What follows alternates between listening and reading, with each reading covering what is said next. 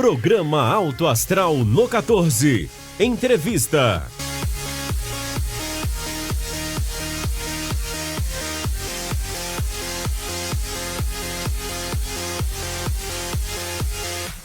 Mais um Alto Astral no 14. Eu gostaria de convidar você, assinante do canal 14 da NET, apesar desse momento especial que nós estamos vivendo, mas de continuar acompanhando a nossa programação aqui. E para que a nossa programação seja interessante, a gente tem que estar sempre trazendo convidados interessantes. Guilherme Verano, na semana passada, trouxe uma convidada interessantíssima, uma entrevista fantástica, e hoje eu estou aqui com o espaçamento correto, né, doutor Marcelo? Ou tem alguma coisa errada aqui? Não, tá certo. Tá tudo certo? Tá tudo certo. Então eu e o doutor Marcelo Cecílio Dai aqui para falarmos um pouquinho desse momento que nós estamos vivendo no nosso país aí, coisa nova para todo mundo, e nesse momento a gente tem que estar sempre com a boa informação. Doutor Marcelo, mais uma vez, seja bem-vindo. Obrigado, um prazer falar com vocês. Doutor Marcelo, eu quero começar num tema, porque nós estamos aí juntos na área hospitalar e toda hora é uma novidade, uma coisa nova. Hoje chegou um fato interessante. Profissional de saúde, trabalha em Brasília, dá plantão em Brasília, dá plantão também em Goiânia, funcionária do GDF, funcionária da Secretaria Municipal de Saúde de Goiânia. Ela dando plantão em Brasília de antes de ontem para ontem, veio embora para Anápolis, né? Chegou ontem em casa e hoje ela recebeu a notícia que o médico que deu plantão junto com ela, numa unidade hospitalar lá em Brasília, positivou o teste da Covid-19. E aí, de imediato, ela já liga para a gente para tentar entender como é que faz. E a preocupação do esposo, em especial, era com o isolamento domiciliar, não é? Ela buscou uma unidade de saúde no município, teve todas as orientações, mas mesmo assim ela nos ligou, escuta, como é que faz, o que você tem? Eu tentei até no momento falar com o senhor, mas o senhor está disputadíssimo nesses dias. E aí a gente troca uma ideia com o pessoal da área de infectologia nossa lá, mas eu queria que o senhor falasse para o nosso assinante do canal 14 da NET, aqueles que nos acompanham no YouTube. Nesses casos, no caso dela, ela tem esposo e 2 filhos, uma criança de 3, outra de 8 anos. O que tem que ser feito até que o teste dela seja confirmado? Porque ela fez o teste e vai aguardar o teste o resultado por 48 horas. O que o senhor orienta? Bom, isso é uma realidade que vai cada vez mais ser frequente, né? Até que vai chegar um ponto que não vai ter mais isso. Todo mundo vai ter contato a todo momento. Então, vamos imaginar que o grande problema de Anápolis hoje é a proximidade com Brasília. Brasília é a cidade per capita com maior número de casos.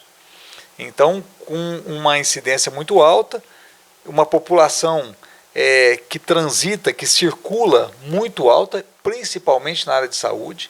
Nós temos muitos profissionais de saúde de Anápolis que trabalham lá, de Goiânia que trabalham lá, né? E essa circulação, inevitavelmente, nós vamos acabar acelerando o processo de vírus aqui na região. O que tem que fazer é isso, ela se isolar momentaneamente, testar e a gente vê. Mas isso vai ser uma coisa cada vez mais frequente, né? Com sintomas ou sem sintomas, você vai ter baixas hospitalares, esse é um outro problema. O problema é que a transmissão da doença, de maneira muito importante, tem acontecido dentro do ambiente hospitalar, porque não tem EPI necessário. Nós sempre trabalhamos sem os EPIs necessários, e isso, ou adaptando, e agora a gente vê que realmente essa falta de EPI vai levar a uma baixa desses profissionais. Então, cada vez mais a gente tem que se proteger e vai ser uma frequência, uma coisa frequente mesmo. Mas é isso aí, é isolar agora e esperar o teste. Dentro de casa, quais os cuidados que, no caso, essas pessoas têm que ter? O ideal é que ela se isole, então ela vá para um quarto sozinha, use máscara, tente ter o menor contato físico possível com as outras pessoas, né, e de preferência com máscara o tempo todo, para evitar a dispersão de gotículas que possa ser a questão da contaminação. Então, a fonte maior de contaminação é a pessoa a pessoa, é a gotícula. Então, a gente conversando, essas gotículas que saem, normalmente essas gotículas elas têm a questão de 1 metro, um pouco mais, mas é em torno de 1 metro. Por isso que se recomenda que a distância seja maior que 1 metro. Essas gotículas são as gotículas que infectam as pessoas. Dentro de casa, uma mãe com um filho, ela dando plantão fora, chega, vai abraçar o filho, vai abraçar o marido. Então é a hora que você tem a contaminação. Então é colocar máscara e evitar esse contato até que o exame saia. Ok. São momentos de angústia que as pessoas vão viver. E aí o exame saindo positivo é mais angustiante ainda, que é aguardar o período que seria o ponto de infecção até início de sintomas, período de incubação, ver se vai ter algum sintoma e como vai evoluir. Então, essa é uma realidade que a gente vai começar a passar cada vez mais. Testar precocemente vai levar uma angústia maior às vezes, né? Mas é importante testar. É verdade. O senhor esteve conosco já no início, aí, nós estamos falando de 24 de fevereiro, foi quando o primeiro caso, não é? O senhor esteve conosco, falou conosco aqui no Canal 14, esteve no nosso programa de rádio, mas o que eu queria perguntar para o senhor, daquela época para cá, 24 de fevereiro, o que mudou no cenário? Mudou muita coisa, né? Mas os pontos mais importantes, como é que o senhor está enxergando isso agora? A gente de lá para cá teve a questão da quarentena que foi introduzida, na verdade a gente vai entrando, né, adentrando na epidemia de uma maneira mais intensa, né?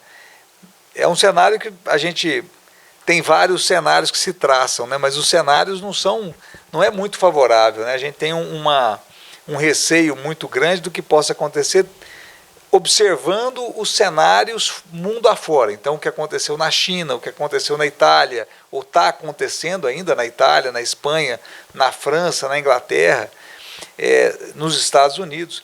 Então, são cenários que realmente traz a gente pensar e uma preocupação maior. E a gente está começando a entrar nesse cenário de maior gravidade dos casos, e provavelmente depois da Páscoa nós vamos ver um número acentuado maior de casos acontecendo em São Paulo, inclusive de óbitos, São Paulo, Rio, mesmo Brasília. Isso vai ser uma coisa assim que vai marcar muito a população, e a gente vai ver as ondas acontecendo, né? O Brasil não vai acontecer tudo ao mesmo tempo, então isso a gente deve aprender com esses outros municípios para nos prepararmos. Eu não acredito que vai acontecer da mesma maneira que está acontecendo em São Paulo, no Brasil como um todo. Mas o número de casos ele vai acontecer, né? Não tem como evitar isso, até porque a transmissão é muito fácil, né? A gente vê pessoas que chegaram de viagem e 10, 12 dias depois vão se testar e está positivo. Então, provavelmente a contaminação foi no avião. Isso a gente começa a ver com mais frequência. E pessoas que não tiveram viagem alguma e são testadas e está positivo. Isso vai começar a aumentar e a transmissão vai começar a acontecer. O isolamento social, isso tudo que está sendo proposto, nada mais, nada menos do que dar tempo para a gente nos preparar. Porque a coisa vai acontecer. O que a gente quer é que ela aconteça mais devagar, não aconteça ao mesmo tempo. Então, que a gente consiga, não de uma vez, precisar de 30 mil leitos de hospital, que nós não temos. Não ter necessidade de 2 mil leitos de UTI, isso na cidade de Anápolis, que nós não temos. Então é que a gente ganhe tempo para que a gente consiga atender os pacientes da melhor maneira possível, né? Então o que a gente precisa é isso. E a gente precisa fazer uma programação pensando em que talvez quem precisará do leito sejamos nós. Porque todos estão sujeitos à doença. Então a gente tem que pensar que talvez quem precise do leito seja eu, seja você. Então liberar todo mundo agora é a gente acelerar a doença. Eu sei que tem a questão da economia, o impacto, vai ter problema depois, vai demorar para melhorar. Mas o que adianta tudo isso? Vamos pensar de outra maneira. Libera todo mundo e eu tenho um caos social com doente morrendo nas calçadas. Que economia que funciona dessa maneira? No Equador, o serviço funerário entrou em colapso. Você não consegue atender a demanda.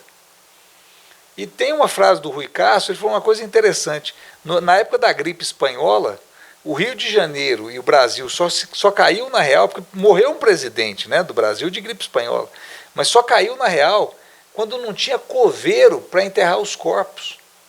Aí o povo caiu na real. Então a gente espera que isso não precisa acontecer, para que as pessoas entendam que a melhor maneira agora é realmente ficar em casa. Nós não temos vacina, nós não temos um medicamento específico. Quando você tem muito medicamento é porque não serve para nada. Se eu tenho vários, se eu estou testando vários, é porque nenhum é muito bom. Se eu tiver um medicamento muito bom, eu não preciso de outros. Então, assim, a gente não tem medicamento específico, a gente não tem vacina, e a gente está tentando muita coisa. E uma das coisas que nós estamos tentando é diminuir a velocidade desses casos. E para isso as pessoas precisam entender. É sacrificante? É. Mas é o que se tem para a hora. Então, ficar em casa é a grande saída. É a melhor saída. É a melhor saída. Não tem outro jeito. Eu acho que as pessoas têm que entender assim, não é que a gente não está num fechamento da cidade. Não existe uma proibição de sair. A pessoa pode sair, pode circular, ela pode dar uma volta no quarteirão. O que a gente tem que evitar? Aglomeração, toque, contato com as outras pessoas.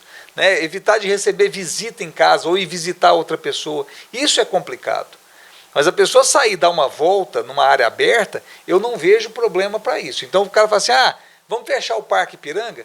Eu, particularmente, não veria necessidade de fechamento do parque. Talvez fechar algumas áreas do parque. Né? Então aquela parte da ginástica, aquilo tudo, porque as pessoas acabam tocando ali, tem um risco maior. Mas a pessoa andar no parque, ou andar numa área livre, particularmente não vejo problema nesse momento.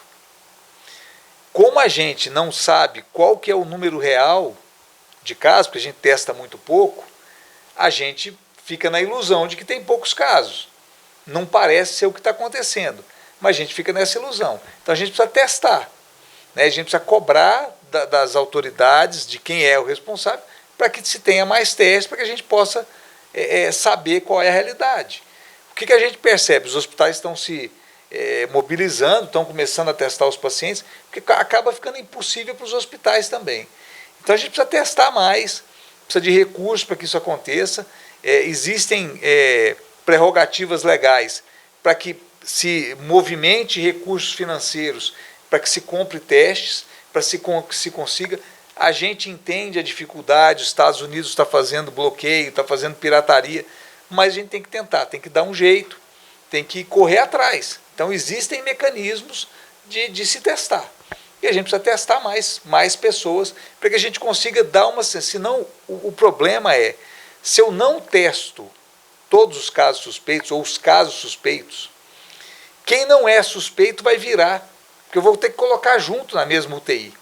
Eu não tenho como fechar uma terapia intensiva, porque nós estamos falando de um problema que necessita de isolamento. Eu não tenho unidade de terapia intensiva em lugar nenhum do mundo com isolamentos. Então os leitos são conjuntos, um salão com os leitos. Tem afastamento de um leito para o outro, mas eu estou num salão único. Se eu ponho um paciente contaminado ali dentro, eu contamino a UTI inteira. Via de regra nas UTIs, a cada 10 leitos, um leito de isolamento. Sim, né? É a regra. Né? É a regra. Então, assim, é complicado. A não ser que você trabalhe num hospital de transplante, que aí você tem unidades individuais, mas, no geral, é um salão com os leitos. Então, é muito complicado a gente exigir isolamento de todos os hospitais e não testar os pacientes que estão indo lá para dentro.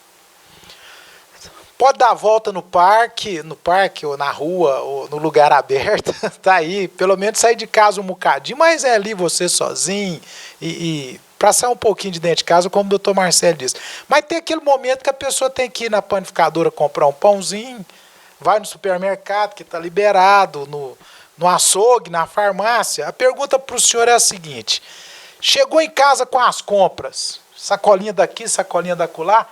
Eu tenho um amigo meu chamado Guilherme Verano, que eu nunca vi o rapaz gostar de supermercado. Ele vai todos os dias. Queria falar para o ouvinte aqui do canal 14 da NET. Então eu pergunto para o senhor, qual que é o cuidado que tem que ter? Porque eu vou dizer, na minha casa mesmo, minha mulher já chega e a sacola já fica na porta de entrada lá. Qual que é o cuidado que tem que ter? A forma de transmissão mais importante é pessoa a pessoa.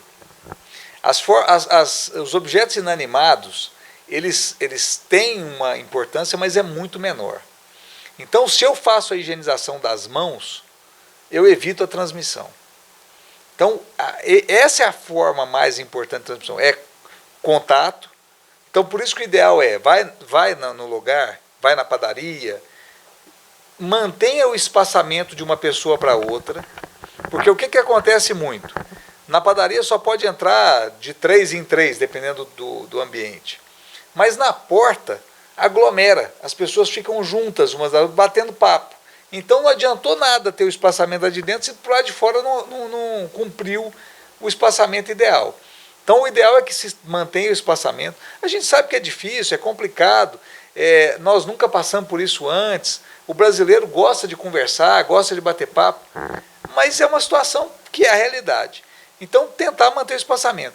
Quando chegar em casa, o que puder higienizar, higieniza. Né? Então verdura, fruta, vai higienizar mesmo. Mas o mais importante, lavar as mãos. Então lavar as mãos é o ato mais importante disso tudo, de todo momento. Não adianta a gente fazer antisepsia, por exemplo, do microfone e eu não lavar as mãos.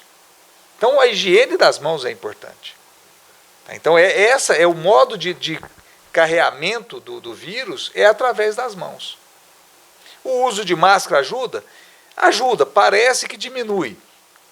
Como eu tenho um número muito grande de assintomáticos, o uso de máscara diminui, quando eu vou para um ambiente com mais pessoas, faz com que eu diminua a emissão de gotículas. A gotícula fica retida, eu tenho uma barreira na minha frente, então eu elimino menos gotículas no ambiente.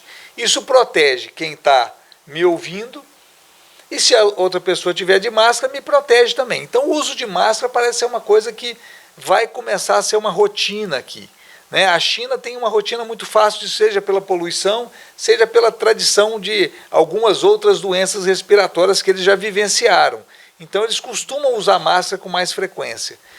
A gente tem que vamos ter que nos acostumar com isso, porque o ideal é que as pessoas, quando saírem de casa para ir em algum local, utilizem máscara. A alimentação, porque agora também, mais do que nunca, muita gente entregando alimentação em domicílio, não é? Aos deliveries da vida e agora a todo vapor. Tem que ter cuidado com isso também, não tem? Tem, a pessoa que está trazendo, ela pode estar... É a mesma coisa, higienização das mãos, higienização do objeto que chegou, da caixa de pizza, por exemplo, do que foi. Tenta fazer uma higienização da caixa para poder ingerir o alimento. Então, Marcelo, o senhor citou aí a questão do teste. O que a gente está vendo no mercado hoje, os testes rápidos não chegam. Eu que sou testemunha, negociamos teste rápido há 18 dias atrás para chegar no dia 31 de março, não chegou, tinha sido uma promessa de chegar em 12 de abril, e aí recebi uma ligação ontem da empresa que me vendeu, dizendo que infelizmente não vem mais, eu não acredito que a fala foi de um problema na importação, mas a gente sabe que parece que os testes chineses estão indo para outro destino, aqui no Brasil, né, mas existem outras formas, estou falando de teste rápido, não é? Agora, o que a gente tem visto mais é o PCR, nós que estamos em ambiente hospitalar, e aí nós temos aí os testes sendo feitos e os resultados o que tem que se sair do mais rápido aí em 48 horas. O senhor é profissional, o senhor sabe disso, mas ainda com valores teoricamente elevados, né? Nós sabemos disso. Então, o que está se fazendo hoje? Testando em hospitais, testando pacientes, pelo que o senhor falou, testando os próprios profissionais de saúde, porque se todos os profissionais tiverem contato com pessoas suspeitas forem afastados, daqui a um dia não tem com quem vai cuidar de quem em hospital. Então está tendo que se fazer essa opção.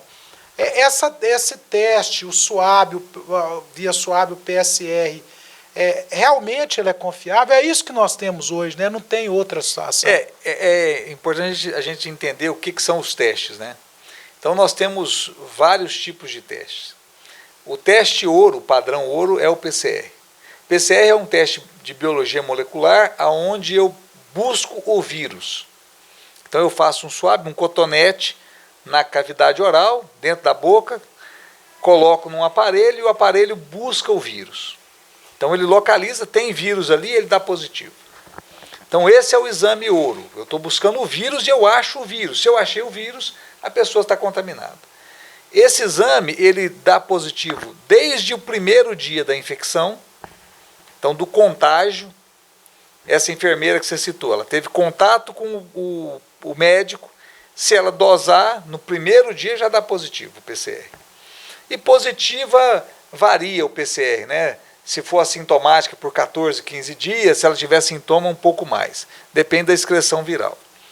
Então esse é o PCR padrão ouro. Existem, o método tradicional demora um pouco mais, até porque a leitura é demorada. Depende de uma máquina. A máquina em si, quando você coloca na máquina, o resultado sai em até 30 minutos. A Abbott tem uma máquina que sai em 30 minutos. Só que ela faz uma leitura de cada vez.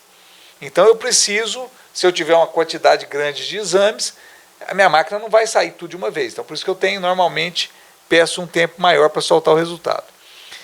Um outro exame que é utilizado, que está sendo desenvolvido, é a dosagem do antígeno viral.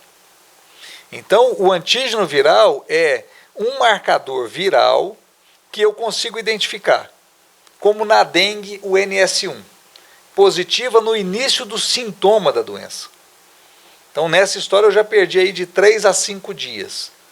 Então, positiva no início dos sintomas. E fica positivo por um tempo maior. E teste rápido também. É mais fácil, eu colho o sangue, coloco, tal, é mais rápido. Ou até com SWAB, o antígeno pode ser por SWAB. Um outro exame é o teste rápido, sorologia, IgG e IgM. Esse só positiva 5 dias a 7 dias depois do início dos sintomas. Então a sorologia no dia a dia para o hospital não é o melhor exame. A sorologia vem sendo tentada ser utilizada para ver quem já teve. Então é o que o Paulo Guedes chamou de passaporte para a liberação. Faz a sorologia, o teste está positivo, você pode trabalhar porque você já teve contato com o vírus e você não está doente. Então seria a ideia do teste rápido. O que o Ministério da Saúde está propondo é trazer os testes rápidos para ver quem dos profissionais de saúde já tiveram contato com o vírus, porque até o exame chegar, quem já teve contato, e essa pessoa pode trabalhar tranquila. Ela já teve contato, ela não vai adoecer de novo. Partindo do princípio de que a pessoa não se reinfecta, que é o que parece que acontece. Eu tenho e não teria de novo por esse mesmo coronavírus. Então, são essas as diferenças dos testes. Característica do teste rápido. Muita gente está falando, o teste é muito ruim. O teste ele tem uma característica que é o falso negativo. Quando o exame dá positivo, é positivo mesmo. Mas quando o exame dá negativo, não significa que é negativo. Com dengue acontece a mesma coisa. Com muita frequência o paciente chega com sintoma clássico de dengue, você faz o exame dá negativo. Aí você espera um pouco mais, testa de novo, dá positivo. Então, é característica do exame. O teste rápido, realmente, ele tem falso negativo. Mas não significa que o teste é ruim. O teste pode ajudar? Pode. O teste vai ajudar a gente em determinado momento. Não é o melhor teste, mas é o que a gente tem para a hora. Então, a gente tem que entender isso. E lembrando mais uma coisa, nós estamos de frente a uma doença que foi descoberta há 3 meses. A identificação do vírus foi em janeiro. De lá para cá, a gente já conhece o vírus, já fez teste, já está buscando medicamentos, já está buscando vacina em 3 meses. Então, as coisas estão muito rápidas, né? Em nenhuma outra doença aconteceu isso. A gente pensa em sífilis, levaram 200 anos para ter um medicamento para tratar sífilis. Tuberculose, mais ou menos a mesma coisa. Então, a medicina nesse ponto está andando rápido. Lógico que afeta as grandes economias do mundo e isso injeta dinheiro e faz com que a coisa ande.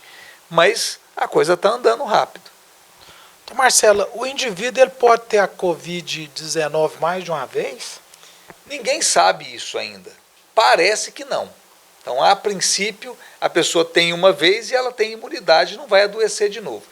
Pelo menos nesse momento onde ele tem uma produção de anticorpos maior. Pode ser que se esse vírus se comportar mais ou menos como o vírus da gripe, é um vírus RNA, é um vírus que tem mudanças pequenas, mas tem. Se de repente ele conseguir fazer uma alteração na conformidade dele, ele pode escapar da proteção que a gente teve.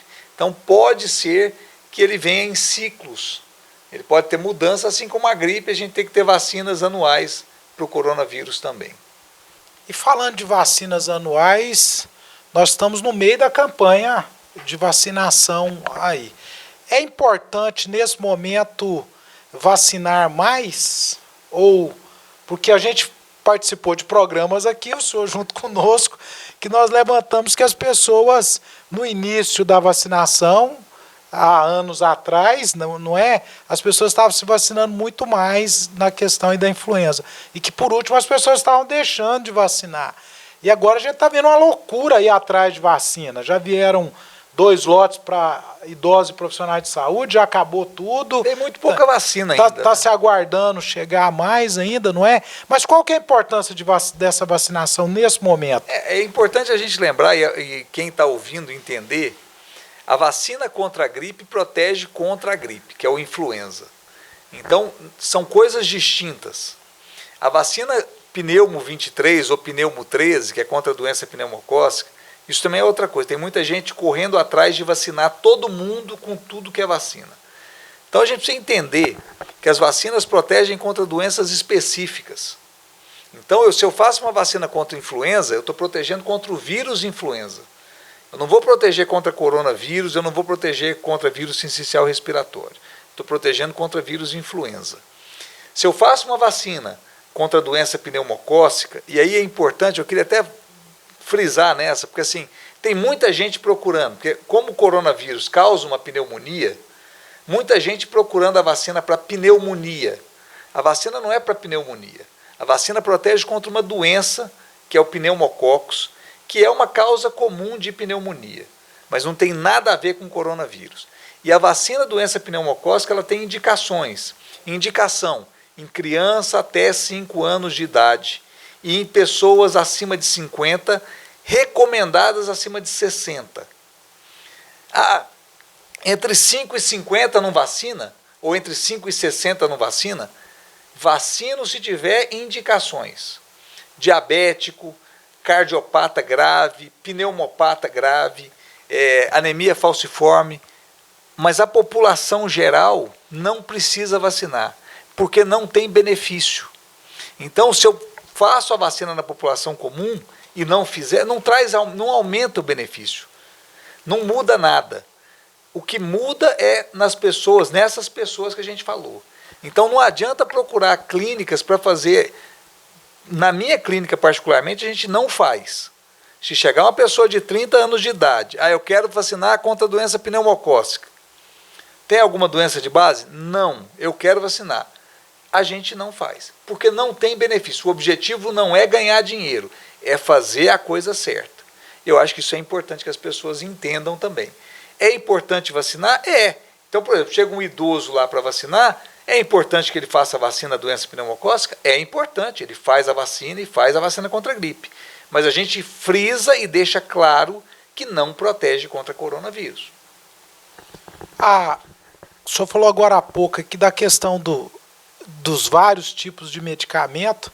Isso é uma coisa interessante. A gente, o hospital, também está sofrendo, porque como é vários tipos de medicamento, é muita indicação de tudo, não estou dizendo que está errado não, mas às vezes começa a faltar o medicamento para tratar as doenças que realmente precisam ser tratadas, e a gente está sofrendo isso nos hospitais hoje, com medicamentos sumindo do mercado, com medicamentos com preço hoje 10, 15, 20 vezes maior do que realmente era no mercado. Mas no momento, pelo que o senhor está acompanhando, existe um tratamento aí que a gente pode dizer que está sendo mais efetivo? A questão da cloroquina, o que o senhor pode nos dizer sobre isso? É tudo muito novo, né? Muito recente. Então hoje, dia 7 de abril, tem um artigo na Folha falando que existe uma pesquisa da Fiocruz, está conduzindo com a cloroquina, que a princípio não mostrou benefício.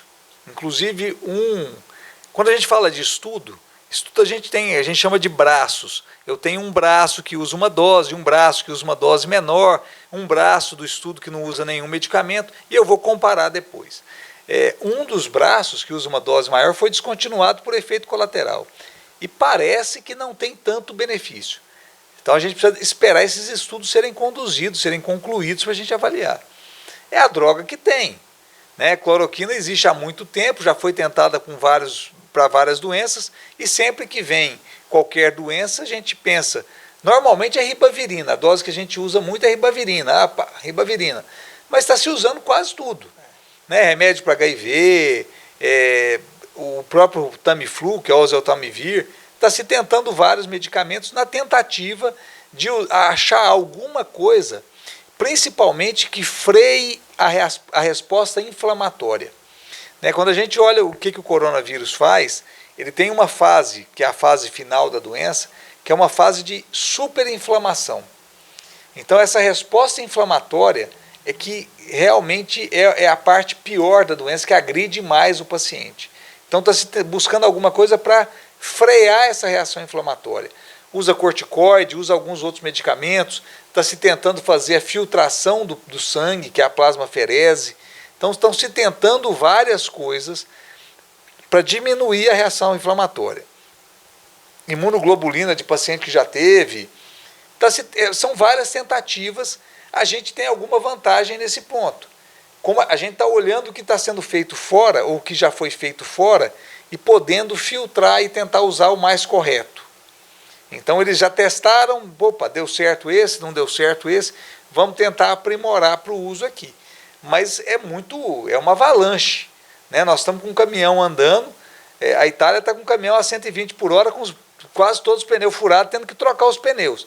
Nós estamos com ele um pouquinho mais devagar e furado só um pneu. Nós temos que trocar esse pneu, mas é difícil acontecer isso também. Então, é mais ou menos essa simulação. Então, a gente tem um pouquinho mais de tempo, mas não vai ser uma solução tão rápida assim. O que eu acho é que nós vamos lá na frente ver o que foi certo e o que foi errado. Infelizmente, é isso que vai acontecer. Nós humanos podemos ser contaminados pelo coronavírus por animais? Porque muita gente leiga, a gente vê esse tipo de pergunta aí, porque começou lá na China, no mercado, com negócio de animal, e tem gente aqui já correndo dos animais. Inclusive vice-versa. Ontem, uma notícia que saiu foi que um dos tigres do zoológico de Nova York está contaminado, ele ficou doente, foram pesquisar, ele está com coronavírus. E foi transmitido pelo cuidador dele que está doente com coronavírus. Meu Deus. Então, o homem também transmite para o animal. Ou seja, esse vírus conseguiu uma adaptação tal que ele não só passou do animal para o homem, se adaptou e passou a transmitir de homem para homem, mas também já está voltando para o animal, ele já está tendo uma adaptação muito maior. Esse é um problema, porque eu posso criar reservatórios em animais e manter essa transmissão continuada depois. Então, as coisas estão acontecendo, nós estamos aprendendo, mas tem acontecido muita coisa. Mulheres grávidas têm que ter um cuidado diferente? Não se sabe ao certo, a princípio não tem muito maior gravidade, mas a doença é grave mesmo na gestação. Então, mesmo a gestante pode evoluir de uma maneira ruim. E aí tem toda um outro complicador, que é a gente também, unidades maternidades que nós não temos com isolamentos. Então nós temos que criar esse fluxo, criar fluxo na UTI neonatal, na UTI pediátrica. Nós estamos tendo que fazer malabarismo em todos os locais para conseguir atender essa demanda e atender essas pacientes. A gente que também está aí vivendo no ambiente hospitalar e acho que a população também entendeu, porque as pessoas têm ficado em casa e só têm buscado a unidade hospitalar realmente, em especial de 10 dias para cá, talvez. Isso é o ideal. É o ideal. Pessoas fiquem em casa. Mas assim, eu acho que isso muito por causa das informações, profissionais como o senhor, a imprensa falando, todo mundo falando isso todo dia, aí toda hora, então acho que tem dado certo. Mas para esse que está em casa, que tem que ter a melhor informação mesmo, o que diferenciar a gripe comum do corona? Então, à medida que a coisa vai aparecendo, a gente vai vendo que tem muita diferença. Né? Tem tosse, tem febre, mas tem muita dor no corpo, tem fraqueza. A pessoa costuma, um dado que as pessoas costumam referir é a perda do olfato. Então ela perde a capacidade de sentir cheiro das coisas. Não é patognomônico, ou seja, não é só coronavírus que dá isso, mas é uma coisa que as pessoas referem. E evolui para uma pneumonia grave. Então a pneumonia do coronavírus, os pacientes que evoluem de forma ruim, eles evoluem com uma pneumonia muito grave, uma inflamação intensa, coagulação intravascular disseminada. Então é um quadro muito mais complexo do que uma gripezinha ou um resfriadozinho. Então realmente ela tende a evoluir para uma forma mais complicada e mais grave. Não está acontecendo só em idosos, está acontecendo em jovens também. Então a gente olha os óbitos em Goiás, muitos deles são em jovens. Né? Então não está acontecendo só em idoso. Situações, as pessoas às vezes falam assim, vamos fazer isolamento vertical. Inventaram isso. Né?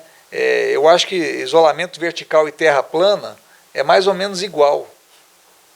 São poucos que acreditam nisso. Eu não tenho como isolar idoso. Eu vou fazer um abrigo só para os idosos, colocar eles lá dentro.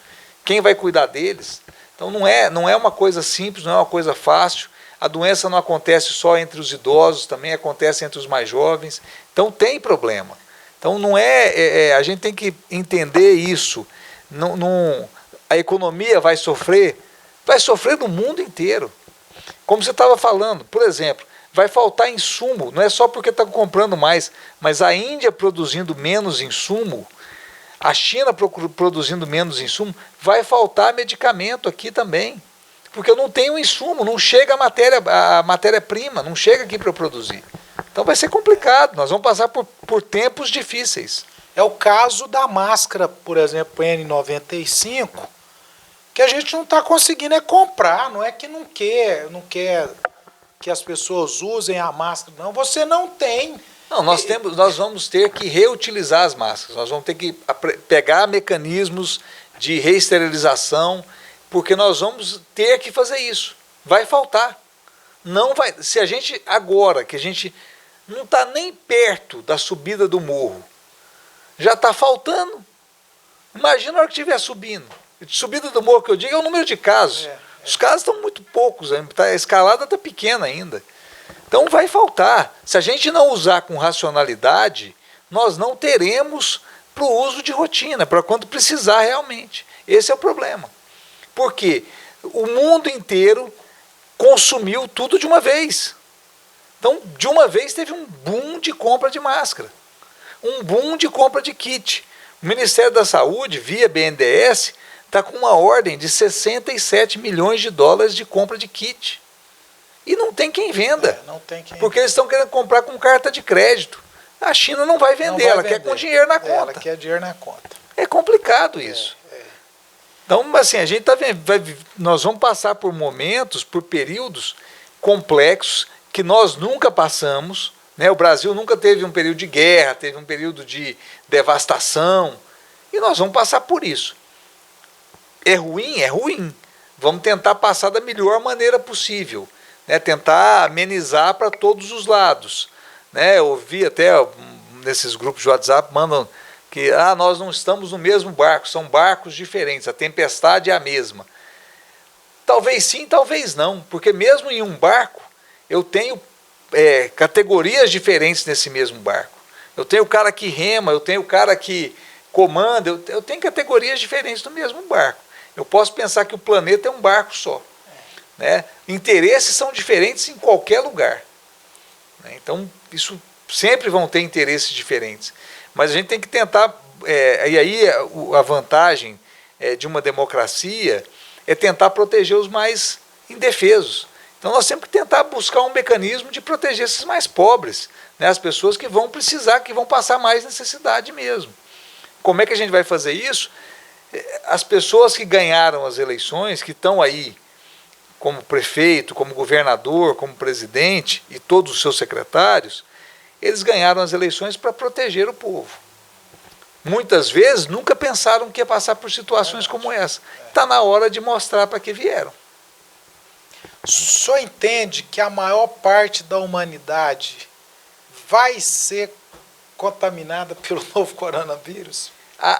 Alguns dados estatísticos mostram que 68% das pessoas precisam ser contaminadas para que o vírus perca a força de circulação. Tem isso também, né? Tem isso também. Então é mais ou menos, é muita gente, né? Põe 70% da população. É gente demais. E provavelmente vai vir em ondas, né? Você não vai infectar tudo de uma vez, mas você vai ter ondas. Você vai ter um período pior agora, aí você libera, aí você vai ter... As coisas vão acontecendo mais lentamente, mas com o tempo para você poder tratar as pessoas. Mas a doença não vai acabar em 3 meses. Vai ser a pior fase, esses 3 meses, 3, 4 meses, e depois a gente vai passando, mas nós vamos passar na porta do inferno, olha lá para dentro e vamos continuar passando. Assim, mas é a impressão que a gente tem. Doutor Marcelo, diz que países mais quentes, como o nosso, é mais difícil da contaminação, ou seja, a curva não vai subir tanto, o calor mata o vírus. Quem dera. Essa ideia acabou quando a gente olha para o Ceará e para o Amazonas. É verdade. Dois estados decretando já o caos na saúde.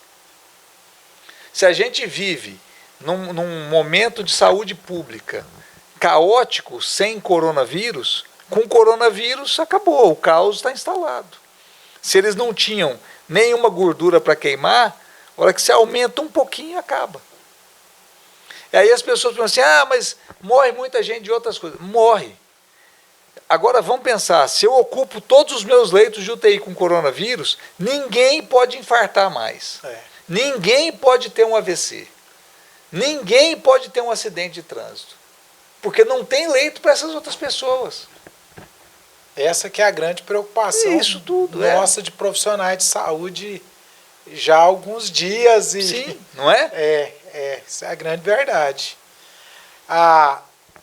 Outra colocação que eu queria fazer para o senhor, falar um pouquinho mais dessa questão do uso de máscara, que também é uma confusão. Tem muita gente que usa, não deveria usar. Dentro dos próprios hospitais, a gente segue protocolos, o senhor como infectologista sabe disso, e muita gente acha que não está querendo negar a máscara, porque não quer dar a máscara, não quer gastar dinheiro, essa coisa toda. Não é? Mas os protocolos estão aí e eles têm que ser seguidos, não é isso? Tem esses protocolos do coronavírus, eles vão mudando, e muito rapidamente.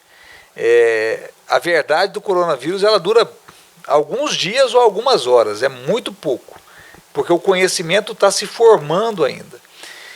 O que hoje tem se definido em alguns protocolos? Parece que o uso de máscara é importante. Então que a população use máscaras caseiras. Não precisa usar máscara hospitalar, máscara comprada em farmácia. Façam suas máscaras em casa. Usem um lenço, usem um pano, usem uma bandana. Protejam para que evite a gotícula. Então qualquer objeto na frente que proteja, que evite a gotícula, está valendo. Então a população pode usar isso quando for sair de casa, para ir no supermercado, para ir na padaria. Parece que vale a pena. não precisa usar dentro do carro. Mas quando for sair do carro, for entrar em contato, vale a pena usar. Vai chegar um ponto no hospital, e talvez o ponto já comece a chegar, que vai sair vai ser muito mais fácil eu deixar minha equipe paramentada, ou parcialmente paramentada, do que eu só paramentar quando chegar um caso. Porque ela paramentando e desparamentando, eu vou gastar mais do que deixando ela paramentada. Então, talvez o momento seja esse, que a gente já não tem máscara. Nós já estamos passando por uma escassez de máscara. O preço subiu demais e nós não temos dinheiro. Então, talvez valesse a pena fazer isso, começar a pensar nisso. Paramento a minha equipe do pronto-socorro parcialmente, com máscara. Chegou um caso suspeito, ela acaba de paramentar. Mas ela ficaria de máscara o plantão todo, e com isso eu economizo. Eu não tenho que trocar tantas vezes a máscara. Então, são estratégias que as pessoas vão começar a ter que, assim, os gestores hospitalares vão começar a ter que avaliar. Nós estamos avaliando isso na Santa Casa, no Hospital de Urgências, como possibilidades de economia mesmo. Então, eu vou estar protegendo a pessoa e vou estar economizando ao mesmo tempo. A vacina contra a influenza, ela pode, a pessoa que já está com corona confirmado, pode tomar essa vacina? Quem já está com a doença, com coronavírus, ela tem que ficar em isolamento domiciliar. Então a gente recomenda que só depois dos 14 dias ou 48 horas, 2 dias depois de melhora total dos sintomas, que ela saia da quarentena.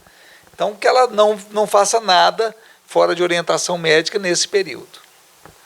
Fumantes correm mais risco, né?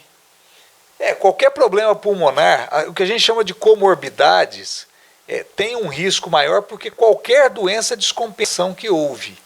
Mas ao certo, assim, dizer o que acontece, qual é a sequela real, isso nós vamos ter daqui a um tempo ainda, para dizer exatamente o que é o pós-coronavírus. Talvez lá para julho, agosto, comecem a sair mais trabalhos com esses dados. E aí uma preocupação maior que a dengue, nesse momento, a zika e o chikungunya. Não é? E a gente já está vendo nos hospitais essa situação. O senhor, como profissional da área também, o senhor tem acompanhado, e isso nos preocupa mais um pouquinho. Não é? Nós temos, aqui na nossa região, temos uma sorte que a gente está tendo uma curva que não está tão alta de dengue. Mas esses casos vão continuar acontecendo. O que a população precisa entender? Que nem tudo vai ser só coronavírus. Então as outras coisas podem acontecer também. Né? Então pode ter uma pneumonia bacteriana, pode ter um dengue, pode ter uma apendicite e pode ter coronavírus. Então as pessoas precisam entender que as doenças continuam acontecendo. Com a não circulação das pessoas, isso diminui poluição, diminui agressão ao meio ambiente, ajuda em alguns pontos. Nós vamos ver a resposta disso lá para frente. Mas precisam lembrar que isso tudo acontece. Então, e os médicos, profissionais médicos também precisam saber disso.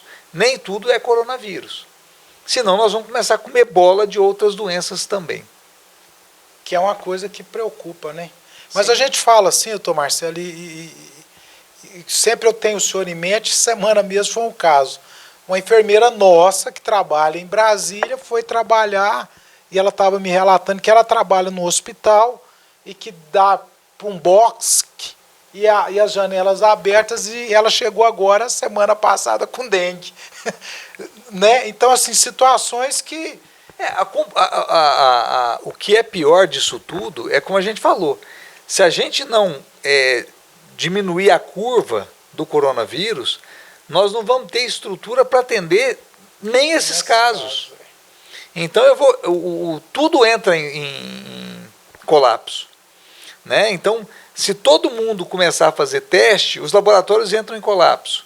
E eu não consigo fazer um hemograma para ver se a pessoa está com dengue e monitorar essa dengue da pessoa. Então eu começo, a estrutura médica entra em colapso.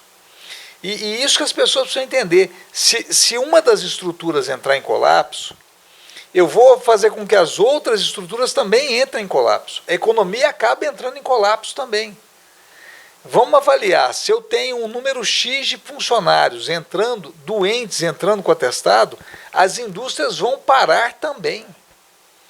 Então elas vão parar por falta de funcionários. Querendo ou não, está parada. Mas se a gente deixar solto, vai parar por falta de funcionário também. Então, a coisa é complexa, não é tão simples assim. E o que a gente observa é que, mesmo os países que não estavam adotando o isolamento social, têm dado errado e têm voltado para o isolamento social. A Suécia tem uma notícia de hoje que a Suécia está revendo o seu protocolo porque está vendo que está entrando em colapso também. Então é um país que tem menos habitantes, as pessoas andam muito de bicicleta, a parte de higiene perfeita, tudo ok, mas entra em colapso também. Não aguenta todo mundo adoecer de uma vez. É verdade. Em meio a esse turbilhão de situação, próximo sábado, dia do infectologista. O senhor esperava viver esse dia dedicado a vocês, que faz com que nós lembremos mais de vocês? Acho que o senhor nunca viveu um dia do infectologista tão ou agitado. Vai viver tão agitado como esse. Como que o senhor está vivendo isso como profissional? O que o senhor gostaria de falar para os colegas do senhor? Porque a gente vê e geralmente a Anápolis hoje, pelo que eu saiba, aí nós temos 3 ou 4 infectologistas, não é? A gente que está nesse meio aí, o número não é tão grande e eu nunca vi vocês serem tão comprometidos com a causa, a vocês estarem tão enfronhados nessa situação toda, porque passa pelo que vocês se formaram. Como é que o senhor está avaliando isso? Nós estamos trabalhando muito, assim, e apesar de a gente sempre estudar para passar por períodos de epidemias, a gente nunca imaginou passar por apesar de sempre imaginar que vai ter, a gente nunca quis passar por isso. Se eu pudesse pular 2020, eu pulava, né, com certeza. E a gente ainda está longe do que se desenha ser o pior. Não é que eu estou sendo pessimista demais, mas a gente tem que se preparar para o pior, né, para que se a coisa realmente não acontecer, graças a Deus. Mas a gente tem que se preparar para uma coisa que, pelo que se desenha mundo afora, pode acontecer de uma maneira ruim. E pelos números que nós estamos tendo. Então nós estamos muito próximo de Brasília e Goiânia, com um número de casos muito altos, e os números de casos começando a aparecer. Então a gente fica realmente mais receoso por conta disso tudo.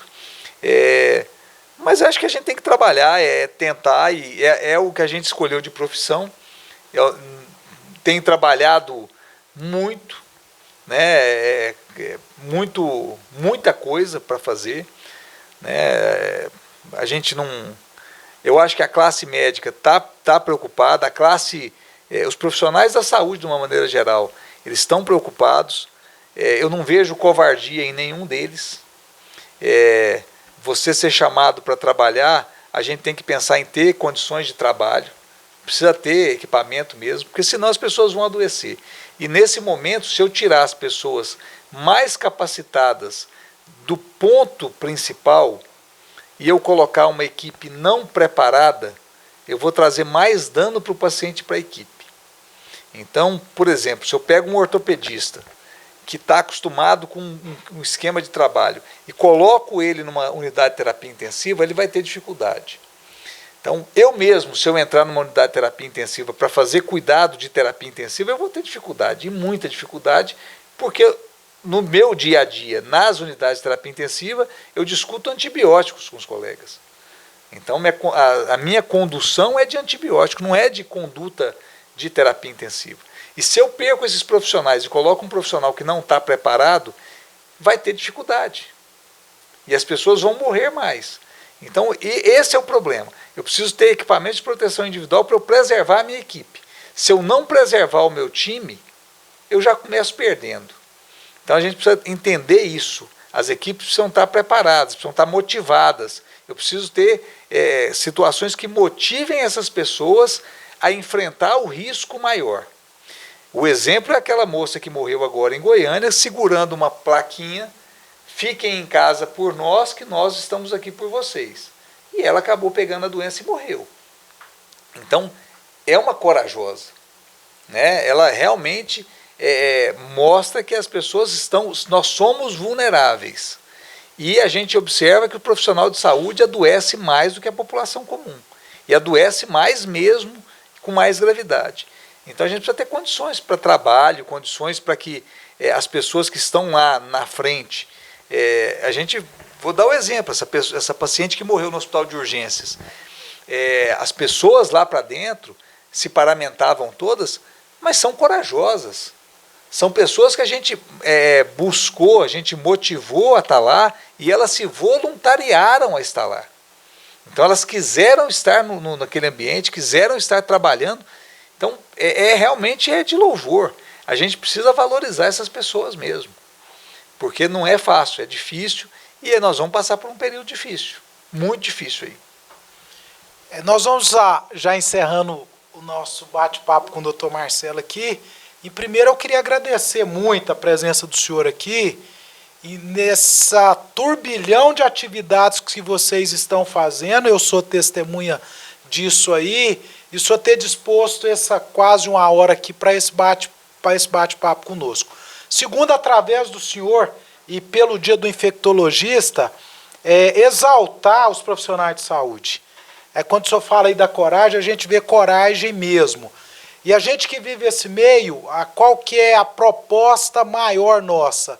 É de manter esse time realmente protegido, de manter esse time preparado, porque o equilíbrio emocional nesse momento é uma coisa dura de se manter, porque nós somos pessoas, né? Nós temos também aí as nossas fragilidades emocionais, mas os profissionais estão firmes, não é? Então a gente que vive essa área de saúde aqui em Anápolis só tem que parabenizar esses profissionais, os profissionais de Goiás, do Brasil afora, mundo afora, que realmente são heróis.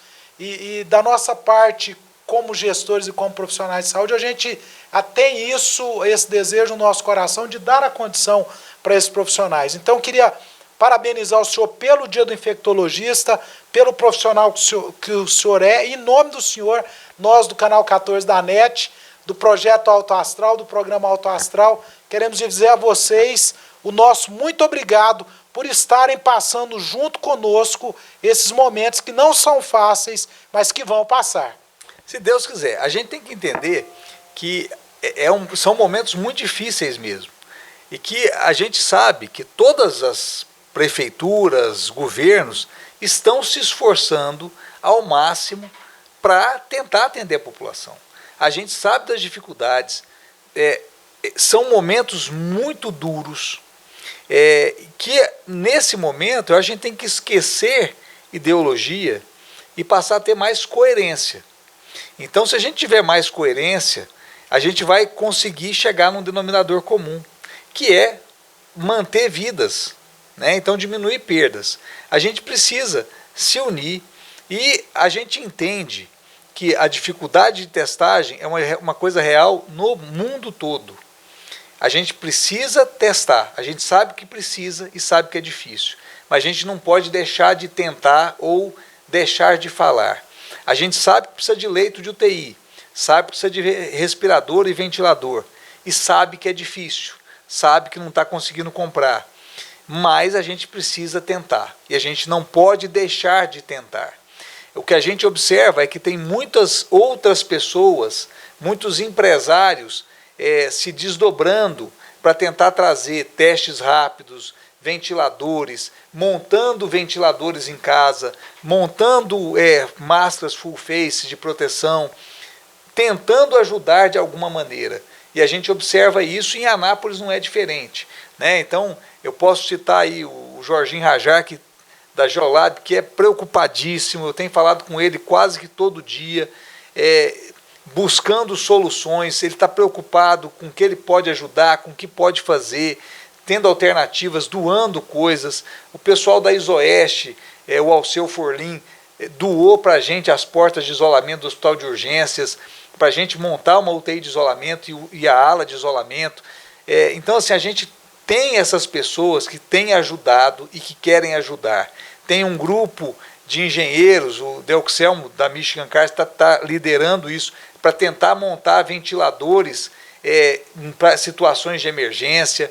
Então, existem várias pessoas se movimentando, que são pessoas escondidas, né, não estão aparecendo, mas que também estão trabalhando bravamente para que a gente vença e passe por esse período de dificuldade. Então, eu quero compartilhar com essas pessoas tudo aquilo que você falou e agradecer a todos e a população para que nos ajudem ficando em casa e para que a gente consiga passar por esse período difícil. É difícil, mas passa, tudo passa. Alguns não estarão aqui para contar a história, mas a gente espera que a maioria esteja e que a gente consiga preservar a maioria dessas vidas.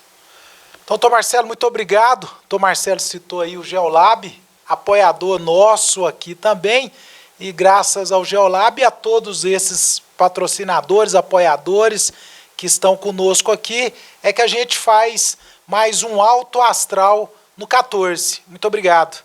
Clínica Radiológica de Anápolis, a CIA, Arroz e Feijão Imperial, Geolab Genéricos, Instituto Oncohematológico de Anápolis, Hospital Evangélico Goiano, Plameg, Unievangélica, Supermercado Atende Mais, Compensados Anápolis, Clínica Vacine, Produto JK, a arte do algodão, Laboratório Modelo, Farmácia Naturalis, Cicobi Unicentro Norte Goiano, Lages Vibracom, Mercafrios Mauá, Doutor Café, Cafeteria e Doceria, Droga Lúcia, IHG, Instituto de Hemoterapia de Goiânia, Mix Limpeza, a melhor opção em produtos de limpeza, Pamela Rezende, assessoria e consultoria, Porto Pereira, Hipercozinha Industrial, Rádio Imprensa 104,9 FM, Bioimagem, empresa biomédica especializada em diagnóstico por imagem, única unidade de combate ao câncer em Anápolis, Restaurante Barriga Cheia,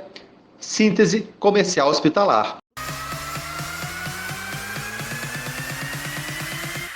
Programa Alto Astral no 14. Entrevista.